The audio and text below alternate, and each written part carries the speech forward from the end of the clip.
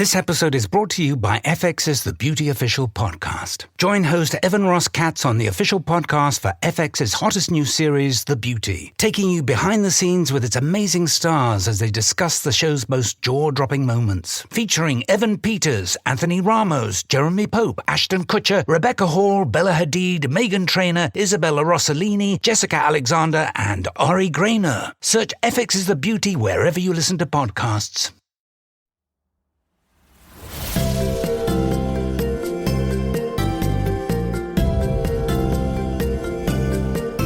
Hey everyone, and welcome to Travel Tales, a podcast from Afar Media. I'm your host, Senior Editor Aislinn Green, and for the past 6 years, I've had the pleasure of working with some of the most creative and interesting people in the world. Comedians, philosophers, novelists, they've all shared their stories with Afar's readers about getting out into the world and just reveling in it.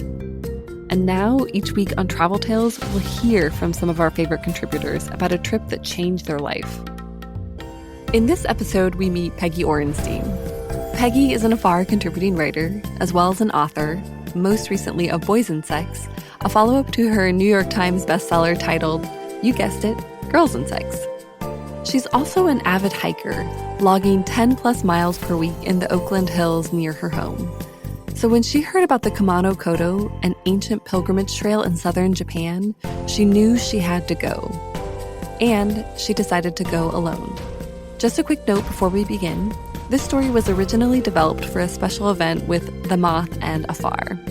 Okay, let's hear what the trail had in store for Peggy.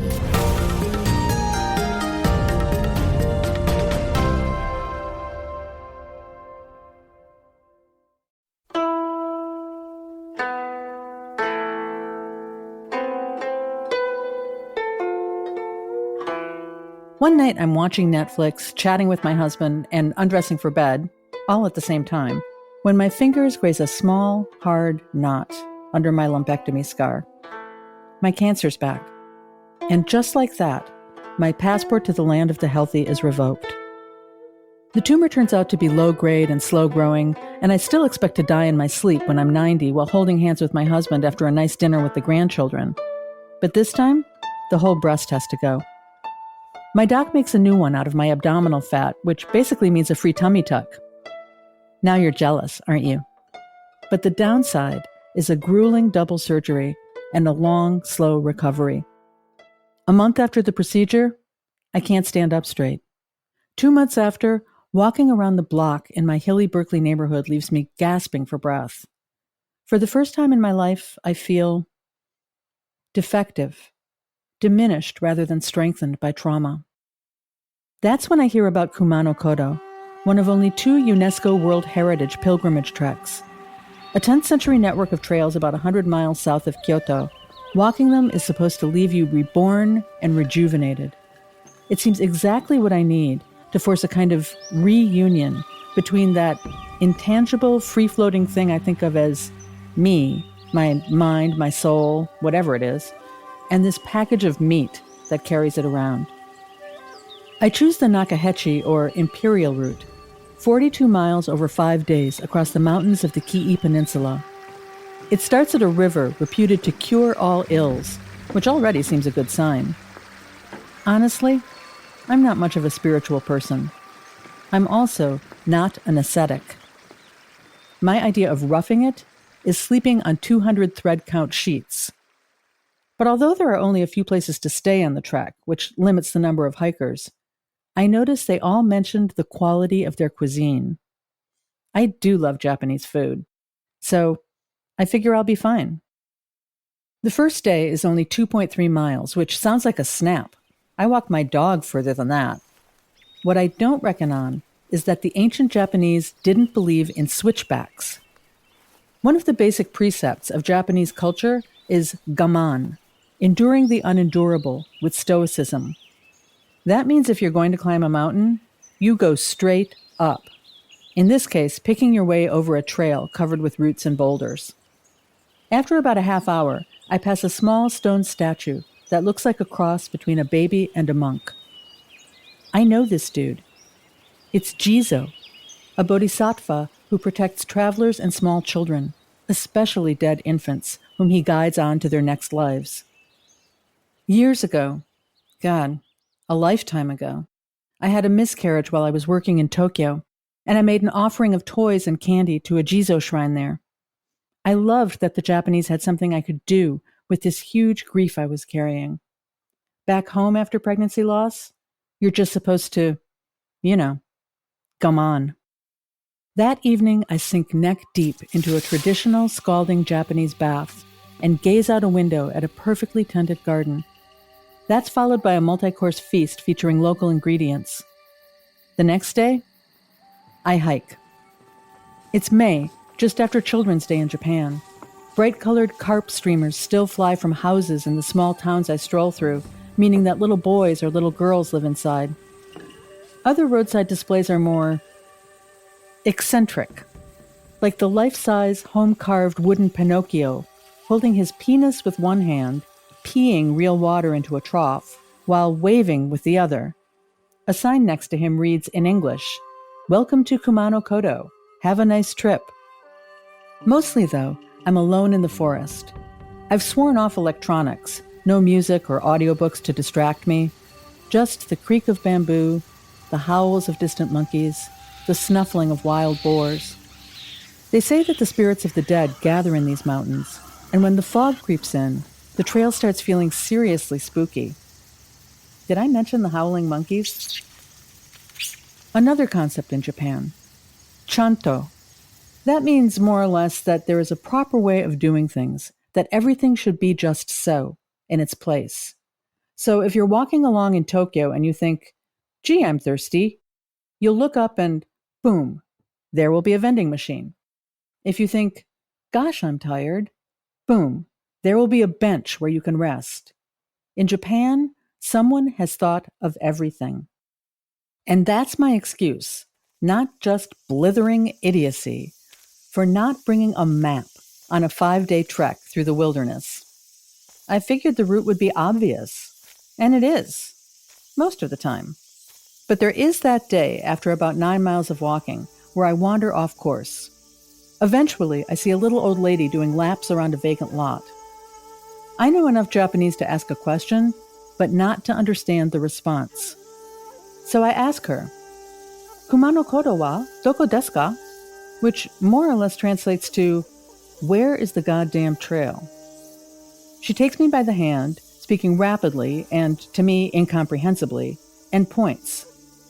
I don't know for sure what she says, but in retrospect, I believe it was something like, "Walk down that incredibly steep hill, past the junior high, and around the lake for about a mile, at which point you will hit a dead end and it will start to rain. When you turn around and trudge back, adding a good 2 miles to your already exhausting journey, I'll be gone, but you'll find the marker for the trail you were looking for approximately 20 feet behind where we're standing now, which is exactly what you deserve, you clueless, mapless, non-chanto foreigner."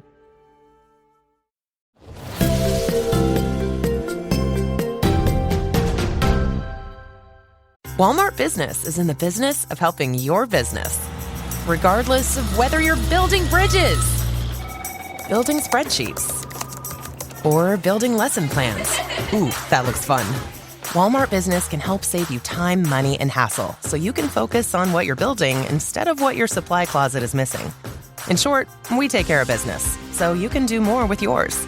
We're the Walmart you love, now for your business. Learn more at business.walmart.com. AI is incredible. It can teach you how to fry an egg and even write a poem, pirate style.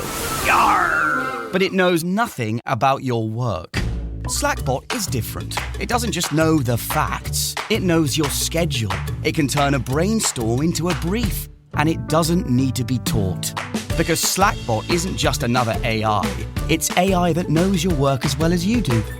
Visit slack.com/meet Slackbot to learn more. Raise the rudders! Raise the sails! Raise the sails! Captain, an unidentified ship is approaching. Over. Roger. Wait, is that an Enterprise sales solution? Reach sales professionals, not professional sailors.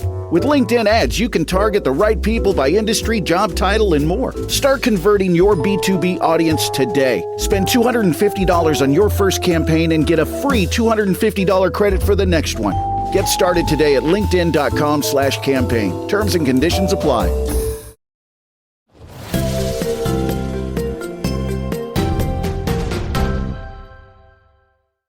Day 3. I slide my hiking pole off my wrist so I can take a selfie, and before I know it, it slips out of my hand and tumbles over the edge of the mountain. Without thinking, obviously without thinking, I go careening after it, sliding down 30 feet before smacking into a tree. I try to climb back up, but my feet slip on centuries of moldy leaves, and instead, I slide down further. I try again, and a third time. I sit there, looking up to where I'm trying to go, my stomach clenching, my heart pounding. No one knows where I am. Since my notion of a pilgrimage involves a certain amount of isolation, I've told my husband that I won't be in touch on the trail. I pull out my phone. There's no service. It's possible that no one else will happen by today or tomorrow. I suddenly realize why you're not supposed to hike alone, especially when you have no idea what you're doing. I envision a long, cold night in the mulch, and in an ironic reintegration of mind and body, not really the kind I'd imagined, the panic of that thought sends me zooming up the side of the mountain, my legs probably spinning like a Roadrunner cartoon.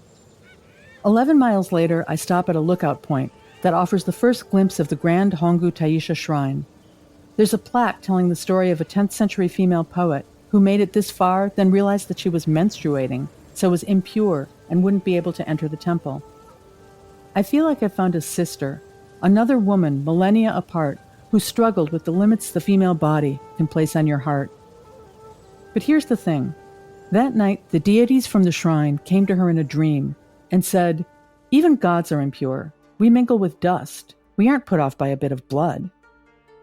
I'd never heard any other religious culture, or for that matter any other public trail, tell a divine story about a woman getting her period, let alone commemorate that story for posterity. I make sure my hiking poles are safe, and then, you better believe I take a selfie. On the last day's trail, there's a 3-mile stretch called the Body Breaking Slope that ascends more or less straight up 2,600 feet, again around roots and branches, and up stone stairs that through some cruel topographical illusion appear, as you're climbing, to be endless. For a while, I think they actually might be. All along Kumano-Kodo, travelers have placed rocks in piles as a testament to their presence. It seems to me like the natural world equivalent of graffiti, so I haven't done it. But when I summit the Body Breaker, I place a stone on top of a pile. Then another, for good measure. A few hours later, I emerge from a cypress grove to see Nachi Falls cascading down a mountain behind a 3-story vermilion pagoda. Nachi Taisha is home to the Shinto goddess of both creation and death, as well as the Buddhist goddess of mercy. I walk down more flights of stone stairs, through a wood gate, and finally to the roaring falls themselves. A light spray that's supposed to confer longevity hits my face. I fill my body with healing water from a dragonhead fountain and take a long swig. My pilgrimage is over, and I'm dead on my feet. Also a little bit reborn. My body and my spirit have both, together, gotten me through the last few days. It's not that I've regained the invulnerability of my youth. Those days are gone. But I found my resilience. And in the end, maybe that's better.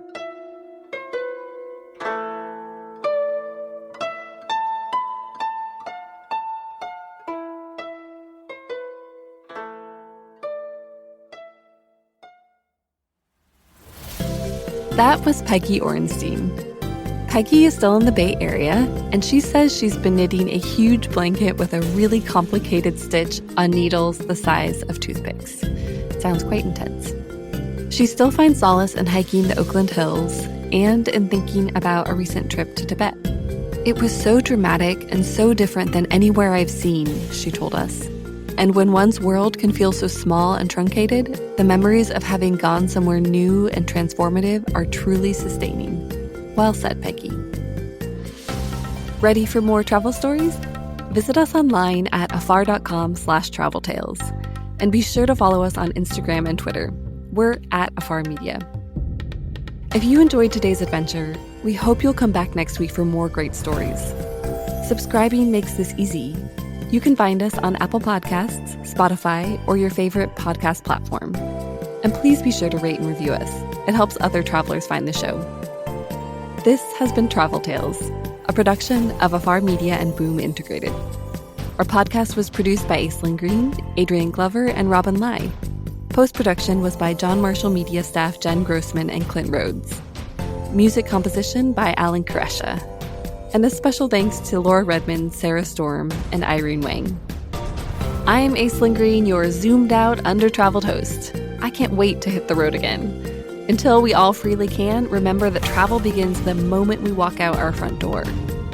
Everyone has a travel tale. What's yours?